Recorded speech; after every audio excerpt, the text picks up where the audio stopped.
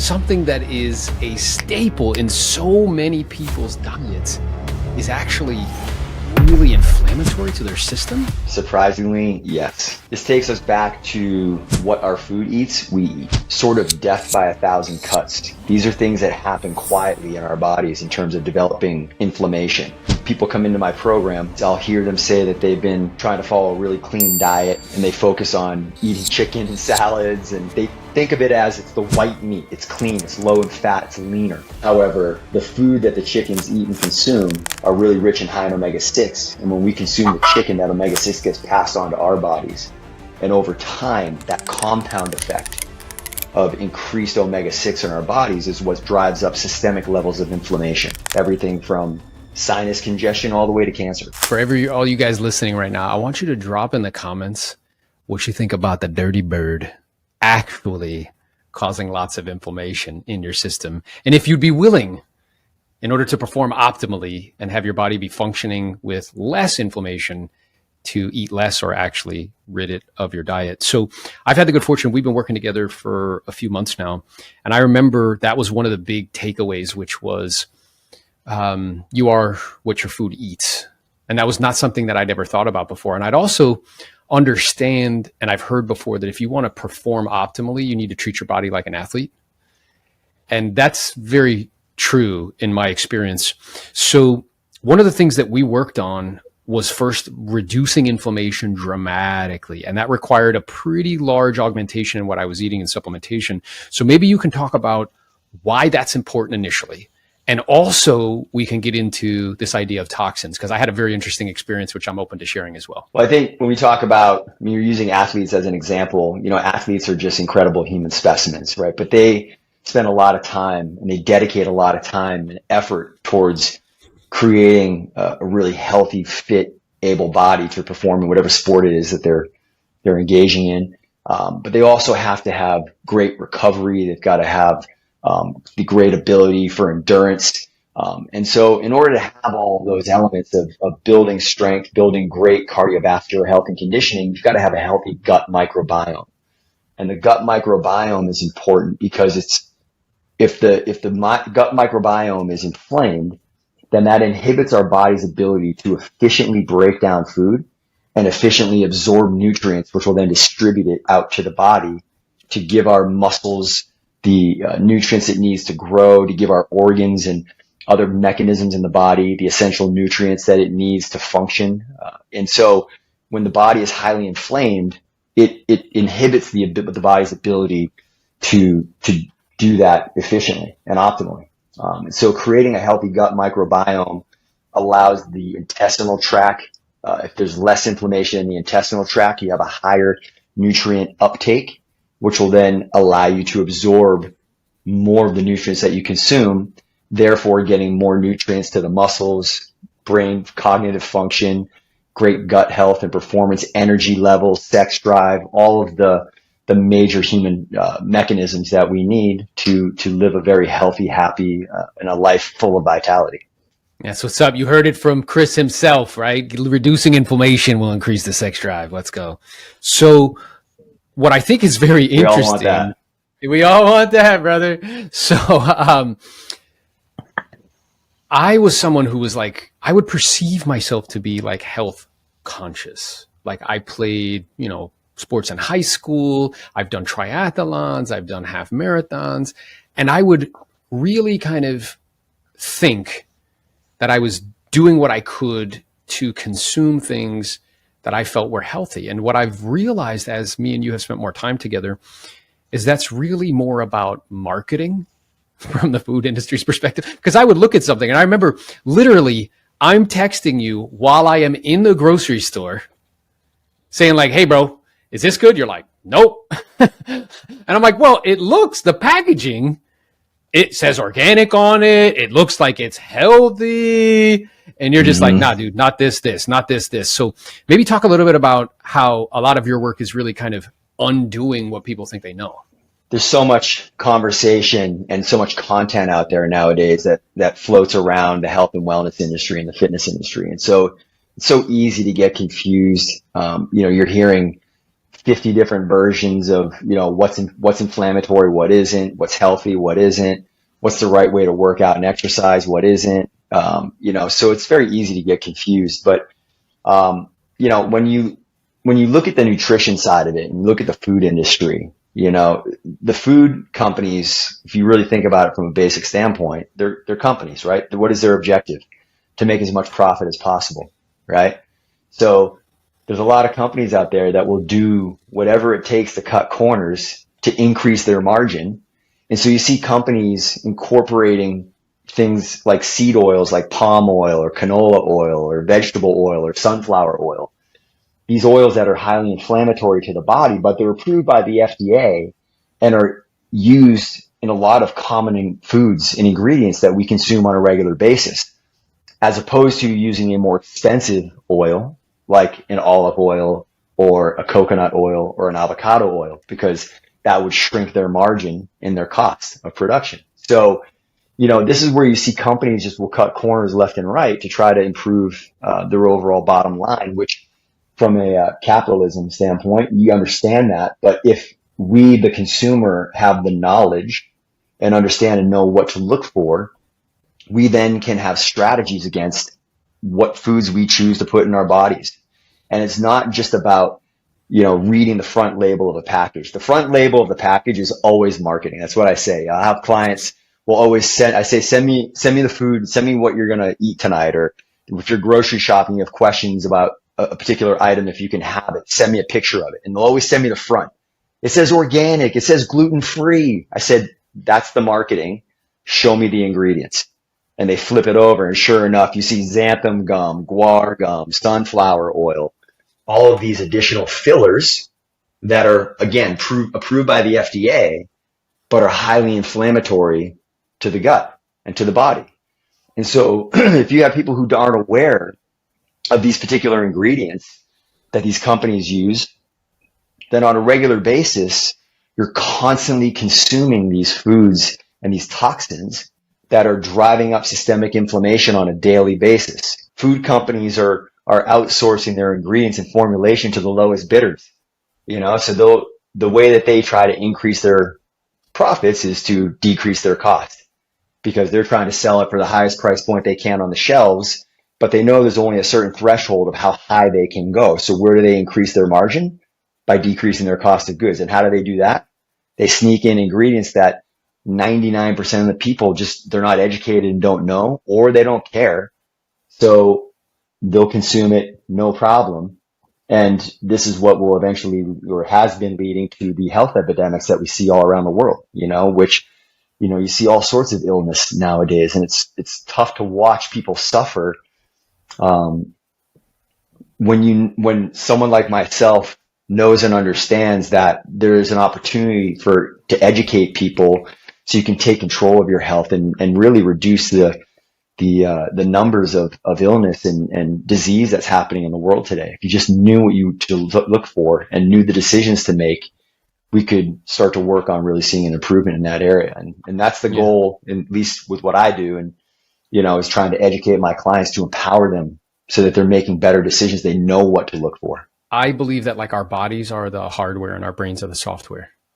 So what I became aware of when I was like, okay, I'm going to get serious about this. I knew that there's different levels of awareness. There's unconsciously incompetent. So I don't know what I don't know.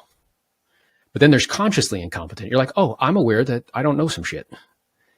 Then there's consciously competent, Then there's unconsciously competent, which is like you in this space, which is like, it so well, you don't really have to think about it anymore. Well, I became aware that I was consciously incompetent. I knew that I didn't know. So I'm like, okay, I need to get access to someone who knows, so I could download your software from your brain to my brain, so I can make better choices and decisions, not only around kind of what I'm eating, but also movement and stuff. What would you say was the fastest translation of improvement that you noticed once you started to make some of these shifts? Yeah, it was interesting because it's going back to that toxin piece. I remember texting you because, part of it is celery juice in the morning, which is anti-inflammatory, changing my diet. Mm-hmm. And it was a pretty marked change, right? Because I was eating, more starches and like, flour and like things of that nature. And I remember texting you and saying like, hey, bro, I'm noticing something. You're like, well, what are you noticing? And I was like, look, dude, I'm not somebody who like from the time I was young, like I've never really had to wear deodorant because I just don't produce like like an odor of some sort. And I was in the kitchen and I thought it was my wife. I was like, babe, like you're humming, bro. Like you need to go do something about that. But then I realized I was like, oh shit, that's me. So I texted you and I was like, hey man, is there anything we're doing or any supplements we're taking that would cause this to happen? And you were like, nah, bro. What's happening is that's toxins leaving your body. Your And body's that purging. like really like blew my brains out because I was like, wow, that's so interesting. All of this kind of, pent up, inflammation that was there, or toxins that were in my systems, or soft tissue. Because part of your work is like lots of soft tissue work.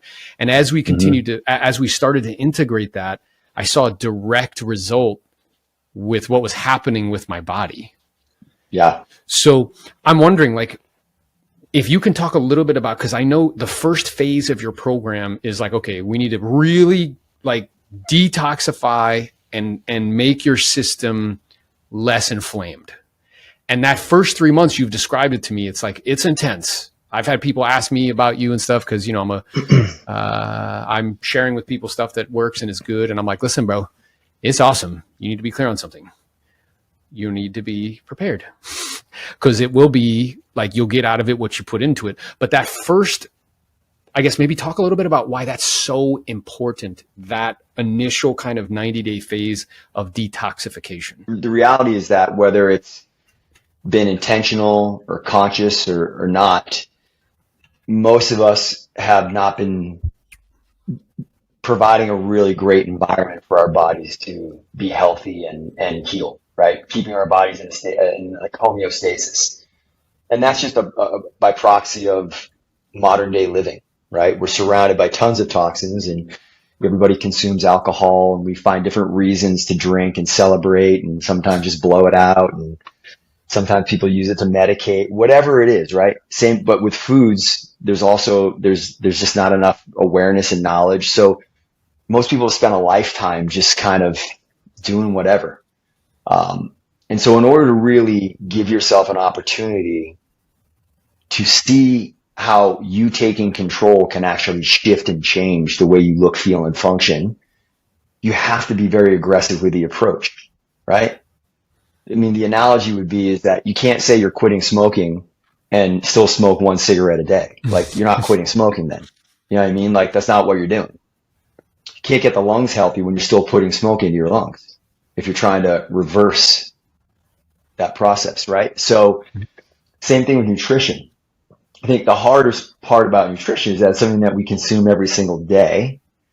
And when it comes to certain things in life, like I like to use alcohol as the example, like it's easier for people to say, I don't need alcohol, but I do need food, right? So I can abstain from alcohol and say, hey, I'm done drinking. And it's easier when you just create an abstinence around it, right? I'm done.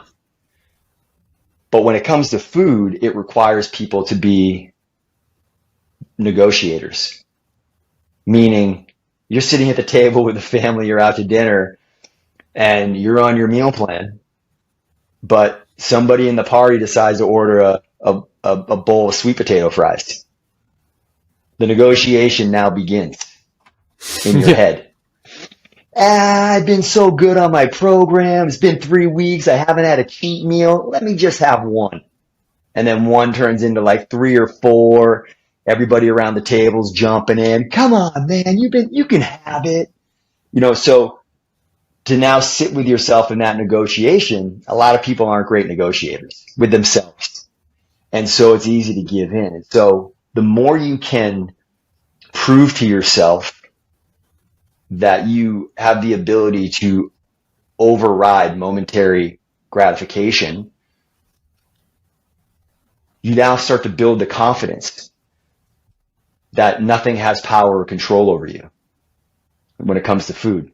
And then what happens as a result of that, 2 weeks, 3 weeks, 6 weeks, 8 weeks, every day you're waking up looking and feeling and functioning better and better and better, and this positive feedback loop and flywheel effect just starts to compound day after day. Now you've got the evidence of, oh my God, look at what happens when I make these choices. Mm-hmm. And from there on, it becomes obvious. I no longer have to, hound you or like check in hard on you, because you have the evidence yourself. And not only that, it's extremely empowering because you made the choices. I gave you the roadmap. I lit the path, but you walked down the path. At the end of the day, my programs are only as good as the clients I work with. And so, like you said, it's an extreme commitment. And if you don't make that commitment, then you're breaking your word to yourself. You're breaking your integrity. You start to confirm that, hey, I don't have the ability to say no to things, and I don't have, as opposed to when you do show restraint and you do start to see the benefits, the confirmation is on the other side of it. Oh my God, I do have control over anything. And wow, look at when I make these choices, this is how I look and feel. It's extremely rewarding for people. It feels good. It makes you stand taller. Like that alone improves posture just because people feel proud. So it's attached to, even though there's like a physiological benefit to, staying on course hard for 90 days, there's a psychological benefit even more so that's attached to that, because it's attached to one of the main pillars, which is integrity, self-worth, self-esteem, standing in your word, right? So you start to get that going. Before you know it, it's like plate of sweet potato fries hits the table. You're saying no. And instead of everybody giving you a hard time about it, everybody else is kind of observing your conviction and being not even flinching at the fries, going, I'm over here like I'm already 5 handfuls in. Aaron hasn't even moved or even looked at it. He's not even interested. By the way, Aaron looks great. His energy's awesome. Like he just seems like he's in such a great place in his life. These are the conversations that go on in people's heads around you. It's like, wonder if I should try what he's doing, And so it starts to become contagious and it starts to extrapolate out. But there's the physiological and the psychological components, why it's so important to lock in hard on those first 90 days in the program.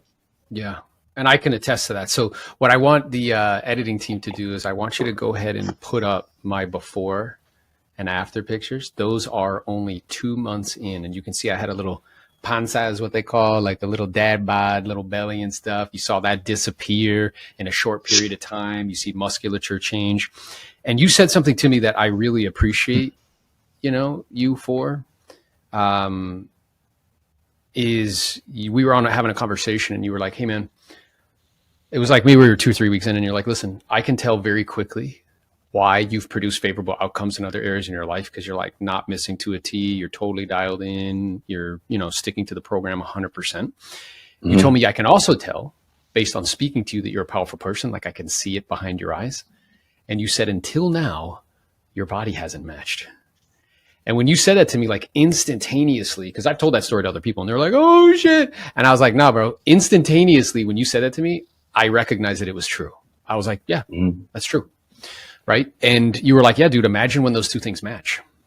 Imagine with what's going on inside and who you are as a person is in complete alignment with also the way that you're showing up physically in the world. You're one of the best agents in the United States. I've had the good fortune of knowing you for, years. And my experience of you is that you're very diligent, very hardworking, 60, 70 plus deals a year on a consistent, regular basis through active, proactive prospecting. And through no fault of yours, really, perhaps there's a little bit, marketplace dynamics have shifted and changed. And we went from gangbusters, lines out the door, anything you list, it's like money in the bank, 30 offers, to, the cost of money doubling, that affecting demand in a major way. Because we were saying like how your tendency in the past was to use like kind of stress as a mechanism to rise to the occasion. At the same time, I think we also have to be careful of subconsciously creating that stress for ourselves. It's just a matter of not letting your foot fully off the pedal. There's a reason why. There is 100% a reason why somebody invented the cruise control button. At the same time, when you're utilizing the cruise control button, what happens if you put your foot on the throttle? Speeds up. You speed up, you accelerate. And the only way to stop The cruise control is either A, disengage it from the mechanism, or B, put your foot on the brake. That's two sure ways to get the cruise control to stop. And at the end of the day, keeping your feet off of both pedals and doing the normal activities, whatever your game plan, whatever my game plan consists of, that is what I've been coached and have come to learn, that's the minimum wage. That's the cruise control. And you have to, before you put your foot on the brake or before you put your foot on the gas, you gotta get to that normalcy, right? And I wrote down two things. Like, one is the productivity issue, which to me is what you were just describing, very thoughtfully, is this idea of cruise control versus acceleration, right? And that's the doing the activities that lead to the lag measures, which are, units and listings and, sales sort of thing. That's PLAN, prospect, lead, follow-up, go on appointments, negotiate deals, staying on your schedule. The second component is this underlying component in terms of like stewardship of resources. Because they're like two separate things, right? And I know myself in the past, and a lot of people that I have the good fortune of speaking to, their tendency is to only focus on one, which is like, okay, I could just like produce my way out of whatever's happening, right? And I'll always be able to make more money. Well, sometimes market dynamics shift and change, and that's may not actually be the case. So talk to us a little bit about that second piece, because I think you're very, very good at the first one. Like, there's being in proximity and exposure and within exposure to you and our group, and what I've also come to learn, appreciate, and understand is, we, and also I previously, before I bought this property, before I put myself on a country ranch, I had residual streams of income. And now going without those is a scary place. The difference between and it wasn't a lot that I had. I mean, I had $4,200 a month in passive net income coming in per month. And that's nothing to shy away of. But when it's not there any longer, you don't have that to count on. That's a much different situation. The mindset shift and whatnot, being in our group, in our mastermind, has been really changing. But I also know that from a standpoint of the real estate sales game is nothing more than a cash producer to put that money into other focused ventures that create what we call mailbox money. Yeah, right? Yeah. Now I'm wondering for you, because I know for me, I didn't always used to view it that way. Did you always view real estate as just a mechanism to raise cash to then put into other things? Or did you think about it like, oh yeah, like this is a mechanism to raise cash so I can spend it? I mean, I've had years where, and you always question, it's always hindsight, it's always 2020. You question like, where did the money go and all that stuff. And this is an adventure of life that we're on. And you live and you learn and you got to adjust and make all that stuff. But there's years that I've made $500,000, $600,000, almost $700,000. And that type of capital can be made quickly in this business. But again, what you put in that, take from that basket to put to the other, will be the strong stake of where you're at in the next 5 to 10 years. Yeah, right?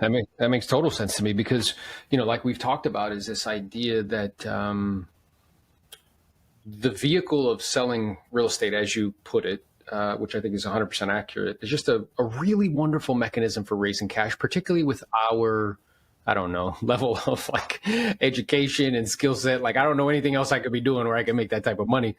And the issue though is that it doesn't have a compounding component. So in other words, like when me and you go and we hustle and we prospect for 3 hours a day, we set that one appointment, we go out, we take the listing and it sells, great. Now we got to go do it again, right? So, and that's not inherently bad. It's just, we have to be aware of that it doesn't have a compounding component. And what makes logical sense to do then is to take that capital and put it in places that does compound. So that way, if I enter into a different season, because there's seasons in nature, just like there's seasons in life, and what always precedes fall is winter. So we just went through like a super extended fall, Mhm. right? Like a 7 or 8 year fall. And then we hit a winter and everybody's like, holy smokes, like what's going on, right? So that way,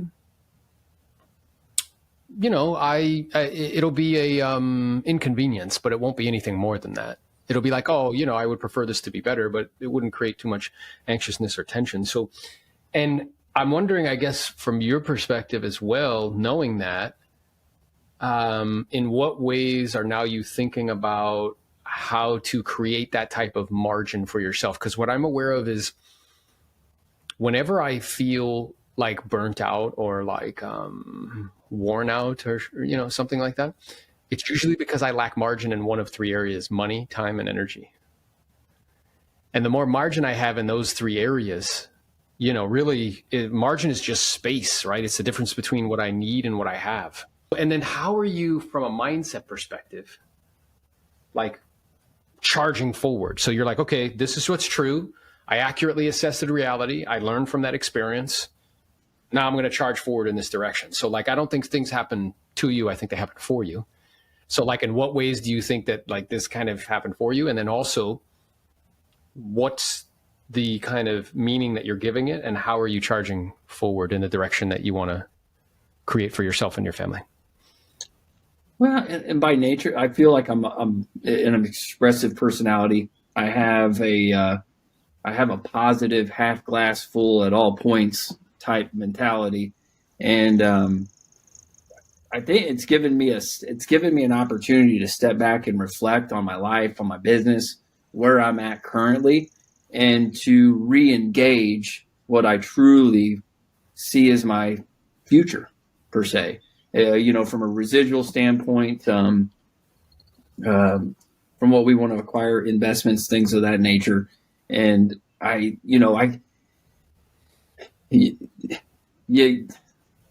we as human beings, we have 2 options every day. You know, either get up and start moving, or sit there and bitch about what we do or don't have.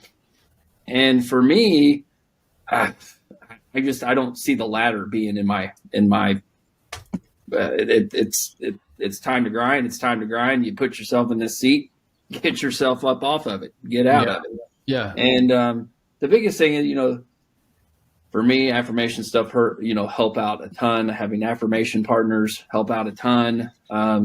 You know, I constantly I can do a better job reading. I'm not the best. I know how to read. Education, all that stuff. I don't read enough. You inspire me daily to read more. My girlfriend, she inspires me daily to read more. But I listen to, literally, if we opened up my TikTok, if we opened up my Instagram, the only people that I follow are positive, influencing people. You get what you fill your mind with. And having what you've really helped me with, and especially the way that you articulate your words and things of that nature, because people are like, God, Kelly, you're smooth with your words. I'm like, I just hang around some smooth, you know, that's all it comes down to be. And at the end of the day is just waking up every day, just like you said, and having a sense of responsibility to be better to others. You know, there's such a need for that in our marketplace. I coined this business the most unprofessional but yet professional industry out there. Why? Because you and I both know people, including yourself, that make way more than what any brain surgeon makes. You know, they have a lot of money, but they don't have time. Mm-hmm. We have the good fortune of having both, and we navigate people through the need of real estate. I love that, man. So I wrote down a few things. Like 1 is affirmations, and 2 is reading, you know, what you're putting in. And 3 is just really like an appreciation and gratitude for the vehicle that you have at your disposal. You know, I took a mission trip to Haiti, and I remember when I went there, like I was forever changed, because, you know, I would come back here and people were like, oh, like it's so tough. And I'm like, nope. You're not gonna, you know, you're not gonna sell me on that, man. Like I've seen like really, really tough, the poorest country in the Western Hemisphere. And I recognize like, wow, you know, I don't have to do this. I get to do this. This is very much so like a privilege. Like, you know how many people would cut their right arm off to be able to stand in air conditioning and go blah, blah, blah. and then get in a moving couch that entertains me on the way, and then get out all fresh dressed like $1 million and go blah, blah, blah, and scribble on a sheet of paper and make 10, 15, 20,000 bucks. Like, that's an unbelievable opportunity. And whenever I find myself kind of feeling, I don't know, like trapped or like, oh, like kind of drudgery, it's because I'm no longer focused on the opportunity and I'm focused on the obligation. I feel like I have to do this instead of I get to do this. But it seems like that's really clear to you, that this is something that you get to do, and you're going to do it to the best of your abilities. It's a vehicle. It's a vehicle that has cruise control, it has a brake, and it has a pedal. And at the end of it, and I think, one of the biggest things that people misalign themselves with in this business is their association. 100%. So tell me a little bit more about that. Because I'm aware you've been kind enough to share with me, you've had associations in your life that was not serving you, and you've also had associations in your life that have helped you tremendously. So talk a little more about that. I can tell everybody on the things not to do. Yeah. 100%. I'm a clean cut guy, and I've had my dark spaces just as Grant Cardone has, just as maybe you have. I don't know how many dark places. You're like a saint to me, but but we've had those dark places, and with that proximity and exposure came some pretty negative things in my life. And I know now, because again, hindsight's always 20/20. When you align yourself with the right people, and that term right can be different for you than it is for me. But if you align yourself with the people in your mind, truly what you think you need to be aligned to achieve the goals that you want to, you need to seek that, pay for it, whatever it may be. And that's where, like with our mastermind, those guys mean the world to me. They've all been significant changers of my life. And at this point, it's again another reminder, regardless of the circumstances, the market, resources, my productivity, whatever the case is, that I just need to be consistent with my behavior. And this business that people have this persona of being just, oh my gosh, I want to do real estate. It's so pretty. It's so attractive. It's not. It's unattractive. If anybody is watching this, it is the most boring industry you can probably be in. But if you educate yourself and align yourself with the right people and have the right work ethic, make a very good living for yourself. Oh yeah, 100%. And I do believe that, you're one relationship away from changing your family tree for the rest of your life. That has been true for me. I've had different people in my life who have been that relationship. And this idea of like poor influences, right? So, a group can perhaps have temptation, suggestion, the things that they're into. And, you just kind of go along with that. And that leads to a specific path or destination. And I think that circles back to what we were talking about, because I think a lot of people in our industry, I'm not suggesting this is true for you because I don't believe that it is. There's just this like collective group think and in our society where we confuse thinking big with consuming big. And they're not the same thing. So like, if we are rolling with a group who that's what's true, then that's going to influence our thinking. I think I've told the story where like I was in this group of guys, cool group of guys. But one of them was like, oh, it's Watch Wednesdays. And he shows his watch and everybody shows, Rolexes, Breitling and stuff. And I'm like, I show my Apple Watch and I'm like, okay, now everybody let's show screenshots of our investment accounts. And it was like, whoop, crickets, like nobody, everybody puckered up real quick and it was silence. There was only like 2 or 3 people that like out of 16 that sent anything. And my point in doing that, I wasn't trying to be a jerk. It was more so to demonstrate like, what's the focus? What are we actually focused on? Like, what are we imagining is the ultimate prize? Because to me, the ultimate prize is freedom. Time freedom, location freedom. I want margin with money. I want margin with time. I want margin with energy. I want to be able to, like you do, I want to be able to spend time with the people that I love and care about, doing what I want, when I want, how I want, with who I want. And I know that in order to accomplish that, being a good steward of resources is a critical component of that. And then also choosing the right vehicle. right? And that's a decision that you made about a year ago, where you chose to join EXP and become an elite builder. Maybe talk a little bit about like how you came to that decision, because I know a lot of people approached you. A lot of people, are like, "Hey, man, you should look at this." And like me, you were like a hard no. And then I mentioned it at an event, and you were like, "Wait a minute, what'd you say?" I think you like this story. It's a good story. Yeah. So.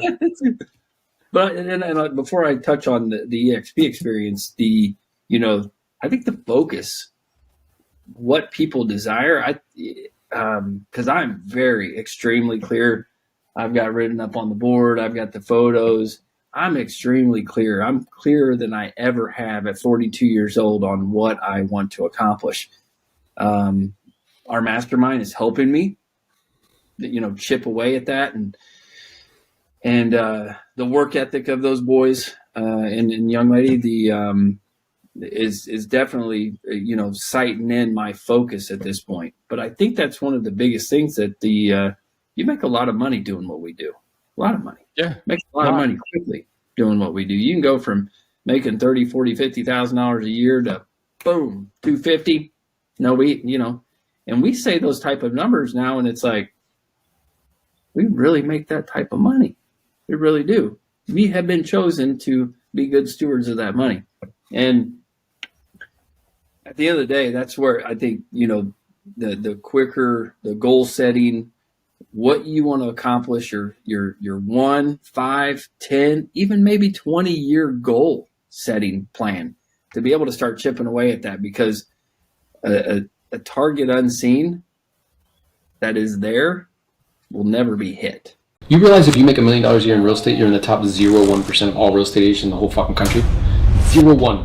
Not 1%. 0.1. There's a story of this guy, he climbed like, was a professional climber, and he went through a really hard breakup, so he wanted to take his mind off it. So he picked this mountain in like Yosemite that's like literally fucking vertical. Like, it's one of the hardest mountains in the world to climb. And he climbs it like by himself and with one other person. He calls his buddy who's a videographer. He's not a professional rock climber. And he tells everybody he's gonna climb, so there's fucking, all these like people down below that are watching and all sorts of shit. They get halfway up the mountain, and there's a pass where you have to go from one side to the other, and it's like this thin. The professional climber goes right across. His friend gets stuck, and he starts to feel a lot of pressure because there's all these camera crews underneath and everybody's watching. He gets stuck there for like fucking like 48 hours. And the guy who's his friend, he tells him, just go without me. And the guy who's a professional climber says, look, I'm not leaving without you. So either we're gonna stop here or I'll help you get across. And then he takes both of their phones and he throws them off the mountain. All the pressure just went away, right? All the people below and all that other shit. And the fucking guy makes it across. There's fucking like this percentage of people who could even get halfway up that fucking mountain. He's looking at the one person up there instead of the fucking millions underneath him. Does that make sense? Mm-hmm. So like, here you are halfway up the mountain, what you're perceiving to be halfway up the mountain. You're the 0.01% of agents on the planet. You look up at a few others and you're like, man, I'm not doing shit. I'm a piece of shit. I'm not good. I'm not fast enough. I'm not quick enough. I'm not strong enough. And you know what you're not doing?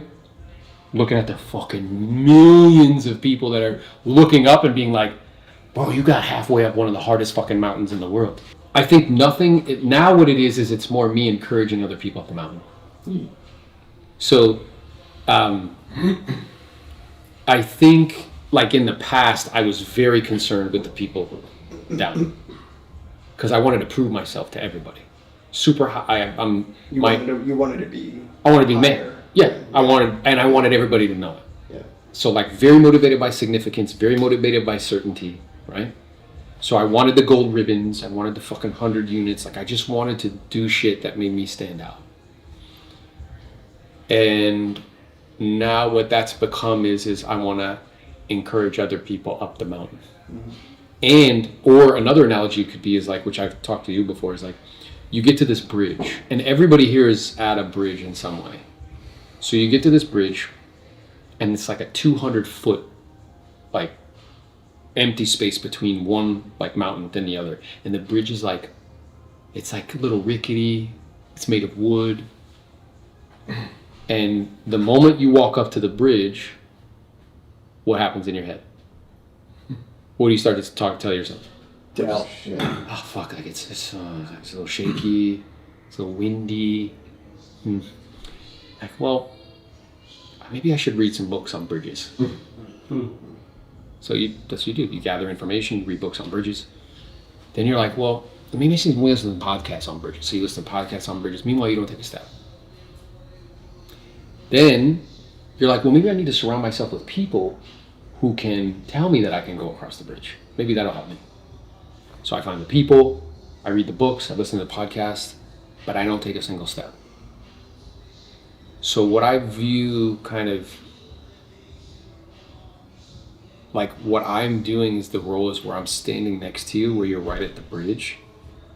And just like the guy on the mountain stood next to his friend when he was making that cross, and he's telling him like, hey, you can do this. I know you can. I can't do it for you though. You have to take the step. Courage doesn't happen until after you've done what you're afraid of. Right. And it's like, well, that's a half-ass way. It should be the other way around. It's like, yeah, I know, but that's the way it is. It's true. And then what it really comes down to is trusting yourself. See, but I don't know that it's always like a huge leap. I think you have to at some point. But I think what you're exceptionally good at least I can speak from personal experience, is that you get me to start taking the steps, even if I need to read a book on it. Yeah. You're like, fucking take a couple of steps and read your fucking book. Yeah, and that's okay. That's like, okay, listen to your podcast, but take a couple of fucking steps. Take a couple of steps. That's right. And then while you're doing it, not just right. Yeah. And then I'm like, well, I'm like fucking halfway across. Right? You might as well. I might as well. I'm fucking fine, right? Like, yeah. But that's what it is. That's exactly what it is. Right. And at least for me and my personality. 100%. And I think in order for me to continue to be of value to the power that's in this room, I have to be doing that myself. Mm-hmm. So I have to sell shares and lose $42,000, cap twice, switch company. Like I have to build an organization of 128 in 12 months. Like I have to invest money in different things that are different. Because if I'm not constantly going across bridges myself, how can I help other people get across bridges? What makes it believable?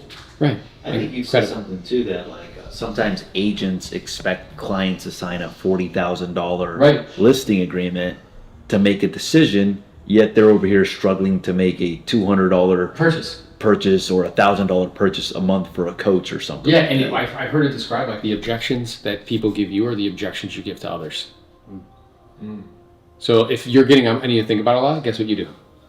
I need to think about it a lot. That's why you can't with conviction be like, you don't gotta fucking think about this. I was on a third party call and the guy was like, he's like, I'm 90% in. I'm like, what's the other 10%? He got real quiet. You know what I said to him? You're afraid. That's okay. Everybody's afraid when they're gonna take a jump. Let me ask you a question, because I see this as a bet on yourself. Do you trust yourself? I do. You've known me, you've been on my coaching calls. Like, do you trust that I'm gonna add value to you? He's like, yeah. I'm like, let's fucking do this, man. And he did. I can't do that with conviction if I didn't call Ryan Pineda for his coaching company. It's $25,000 and make a decision right there on the spot.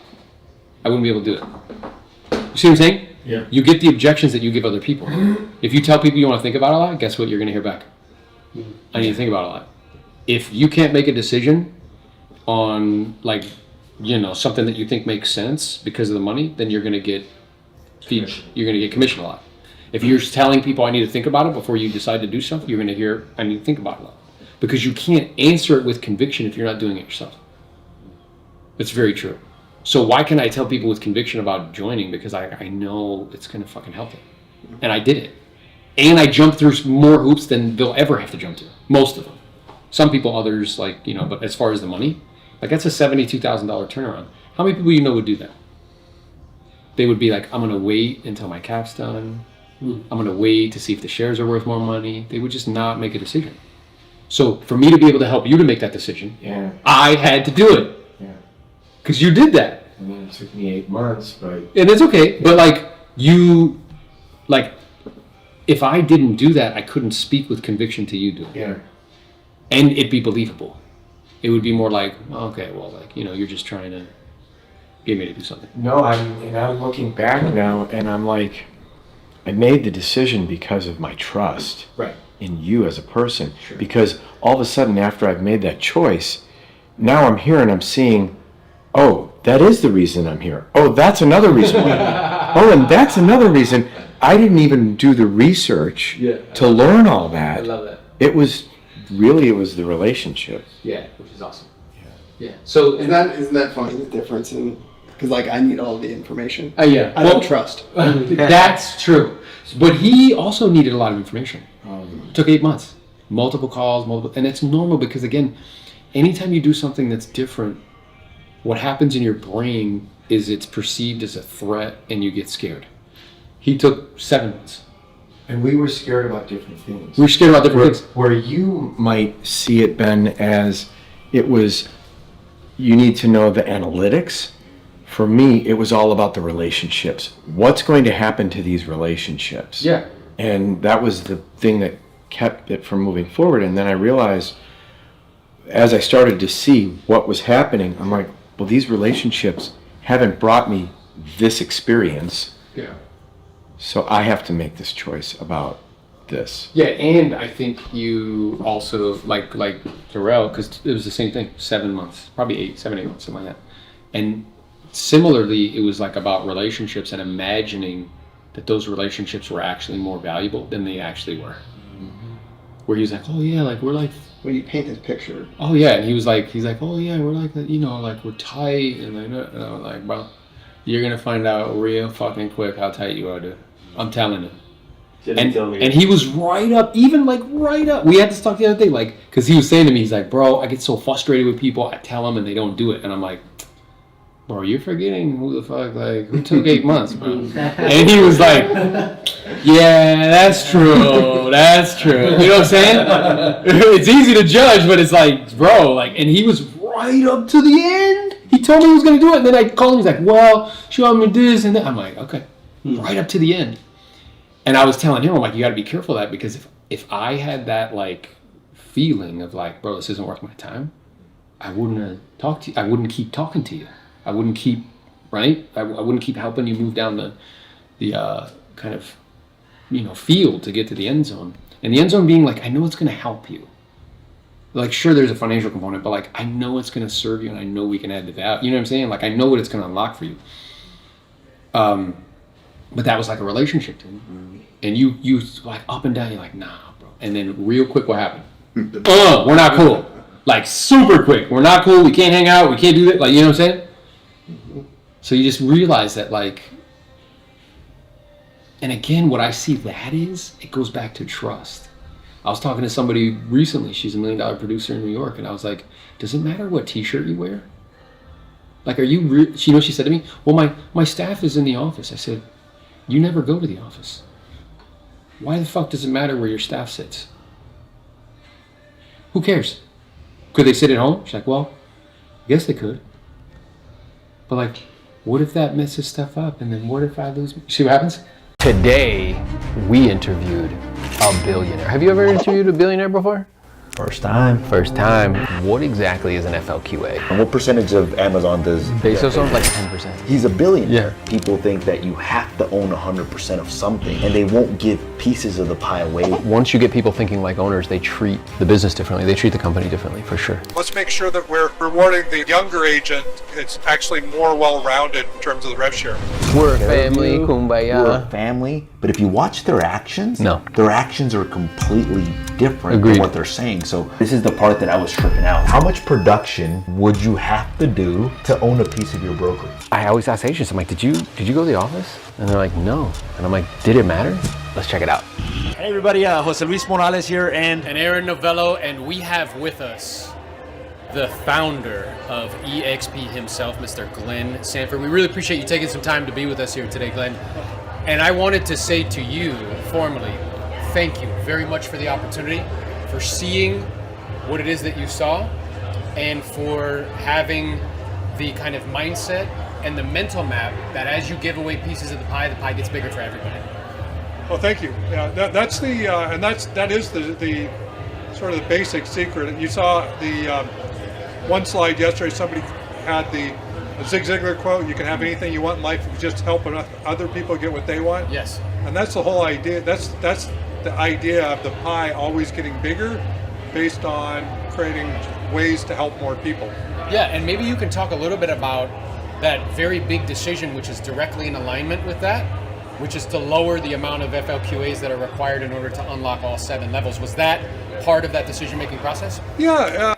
When Glenn was answering that question, I wanted to break that down, right? Because one of the questions that me and Jose get all the time is, what exactly is an FLQA? And it stands for Frontline Qualifying Agent. And what it means is that if you have brought somebody to the company and they've put you down as the reason why they joined the company, then if they do at least $5,000 worth of commission dollars to EXP, right? So there's a $16,000 cap, and as long as they pay $5,000 towards that cap, they become an FLQA. And the FLQAs, the certain number of them, they unlock subsequent lines of rev share. Now, this is a very key distinction, because some of the things that me and Jose, people have been sharing with us is they think, about like Real or these other companies. And what I want to share with you right now is that Real has a different compensation plan where you must have a certain amount of FLQAs in order to unlock subsequent lines of rev share. And if you don't have those FLQAs, you will receive no rev share on those subsequent lines. Versus with EXP, you will receive rev share on subsequent lines even if you don't have the appropriate number of FLQAs. It just won't be the full amount. So if you're interested and sincerely going to be focused on agent attraction, that's a super key distinction between compensation plans. Yeah.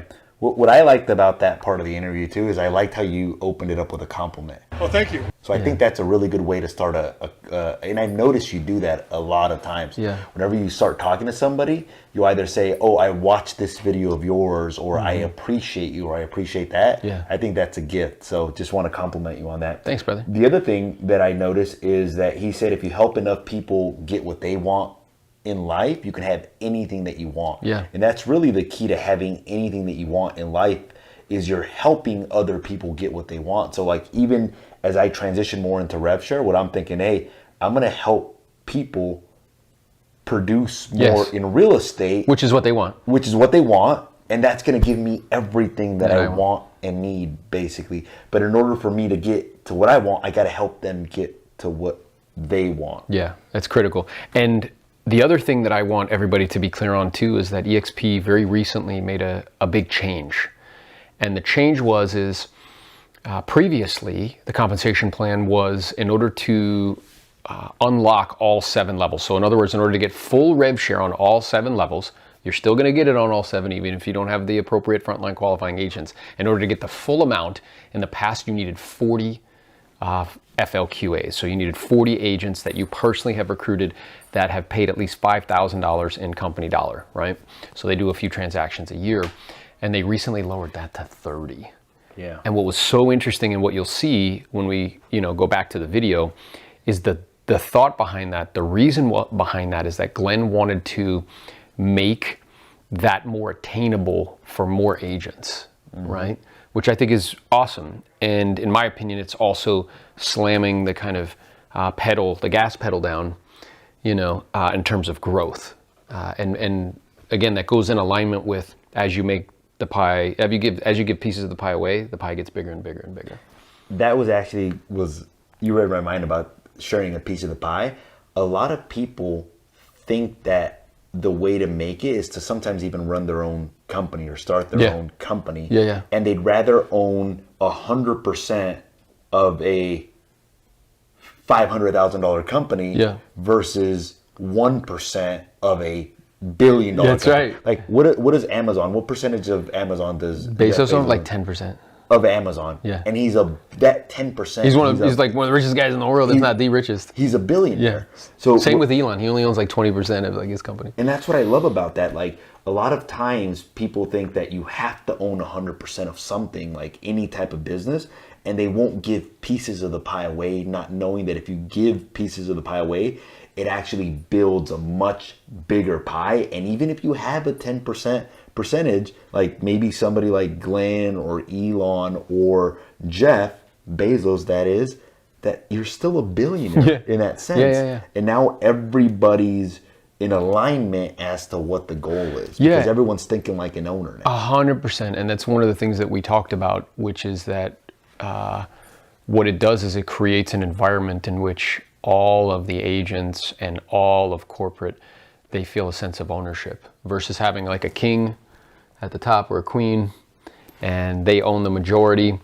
This is distributed amongst others. And once you get people thinking like owners, they treat the business differently. They treat the company differently, for sure. Not only that, but it allows you to attract A players Yes. as well too, because it's an A opportunity. Yep. Like, for example, like I have a broker's license. I could open up my own real estate company if I wanted to. I know agents in my market that opened up their own brokerage. And I'm like, well, why would I go through that where this gives me everything? You can outsource the brokerage to EXP. Yeah. Without any of the negative or downsides right. of a That's brokerage, basically. So Yeah. That's awesome. cool. All right, so let's get back to it. Yeah. I think one of the things that we recognized is that for very diligent agents that are really building, there were a couple things. One, the economy is a little tougher, so we got agents that are just leaving the business less productive. So it's harder to open up those bigger levels. Sure. And then two was we wanted to make it more achievable for the average agent who actually put in the work. Sure. And so those are the two things that we thought about. Obviously, we've got some we'll call it some formulas in terms of how we structure the sustainable rev share and Yes. adjusted GCI.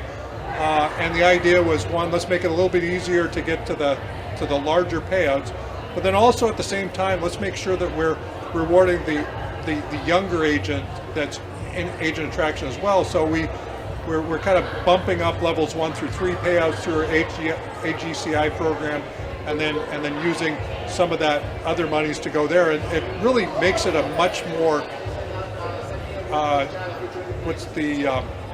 democratized rev share model. And that's really sort of the democratization. So it's not just a select few. It's like it's actually more well-rounded in terms of the rev share. Yeah, that's beautiful. Yeah, so my takeaway from that is that by augmenting and making it easier to unlock all 7 levels, it's actually being purposeful and intentional to help more people participate at a higher level. So he's basically giving more money away. Yes. What I love about this part, it just showcased how great of a CEO Glenn Sanford is. Yeah. I think one of the models that he has is that EXP is the most agent-centric company, meaning that they're consistently going to be making decisions that improve agents' lives. And this is one of those decisions right there.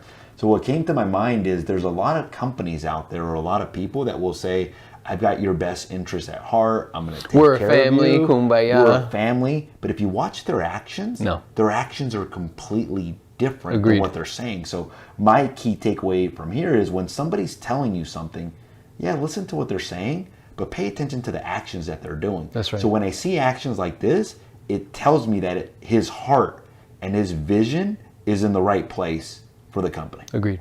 100%. Tracked him down at a ski lodge. You know how much he offered Netflix to him for? $50 million. Oh my God.